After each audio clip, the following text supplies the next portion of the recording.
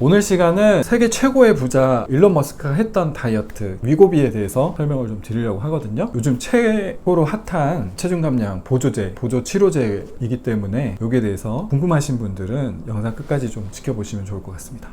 위고비란 무엇인가? 보통 이제 요즘 나오는 그 주사 치료제는 대부분 이제 당뇨 치료제로 개발이 됐다가 체중 감량에 효과가 있어서 이제 체중 감량 치료제로 다시 나온 경우가 많거든요. 위고비도 마찬가지로 오젬픽이라고 하는 당뇨 치료제 로 처음에 2017년에 나왔어요. 당뇨 치료를 하기 위해서 주사를 놨더니 이제 다들 체중이 빠져가지고 이걸 다시 위고비라는 이름으로 똑같은 성분의 약인데 위고비라는 이름으로 다시 출시를 하게 됐습니다. 그래서 최근에 이제 일론 머스크가 갑자기 체중이 빠진 모습으로 이렇게 나타나게 돼서 체중 감량의 비법이 뭐냐 이렇게 물어봤더니 다이어트 하는 거랑 그다음에 위고비로 살을 뺐다 이렇게 얘기를 해서 요즘 화제가 되고 있고 여기에 대해서 좀 더 자세하게 설명을 좀 드리려고 합니다. 그러면 이제 이 위고비하고 예전에 나왔던 삭센다하고의 차이점이 뭐냐? 삭센다와 위고비는 둘 다 이제 GLP-1 유사체거든요. 우리 몸에 호르몬에 관련된 포만감을 주게끔 하는 그런 약이라고 생각하시면 되고 성분의 차이가 좀 있어요. 원래 삭센다는 리라글루티드라는 성분으로 만든 거고 그 다음에 이제 지금 나온 위고비는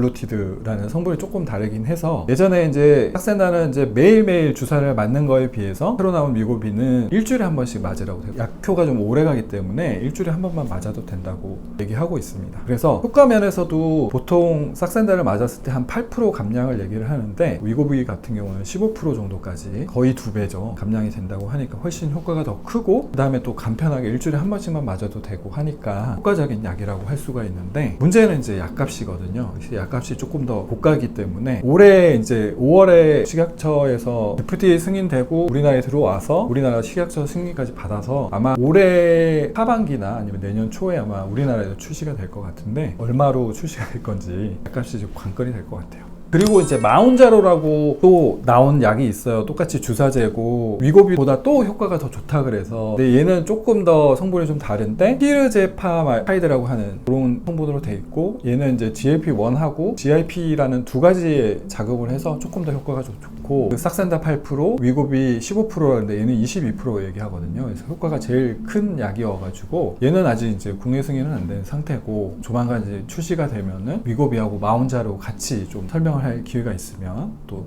설명을 해드리도록 할게요. 그러면 이런 위고비나 마운자로 위고비의 한계점이 뭐냐? 이 약을 끊었을 때 1년 후에 다시 체중으로 돌아간다 그러거든요. 그래서 이게 보통 이제 식단을 끊임없이 하는데 도움을 주는 건데 결국 이제 약을 끊었을 때 내 의지로 그거를 계속 식단을 계속 할 수 있느냐가 관건이고 그렇게 식단을 다시 못했을 때는 체중이 다시 돌아갈 수밖에 없기 때문에 약을 하면서도 약을 맞으면서도 내가 이 의지를 좀 더 공고히 해서 굳게 해서 약을 끊고 나서도 계속 유지할 수 있도록 끊임없는 노력을 해야 된다는 게 특징인 것 같아요. 네, 오늘 시간은 위고비에 대해서 설명을 좀 드렸는데요. 위고비나 마운자로나 어쨌든 이 주사 치료제가 체중 감량에 좀 뛰어난 효과를 가지고 있어서 지금 정말 핫한 약이긴 한데 결국에는 내가 내 식단을 열심히 해야지 되는 부분들이 또 있잖아요. 그리고 약을 끊었을 때 돌아오는 이런 부작용들도 있기 때문에 식단을 열심히 하고 건강을 위해서 운동을 병행하는 게 답이다. 결국 다이어트의 답은 식단과 운동이다. 결론은 그렇습니다.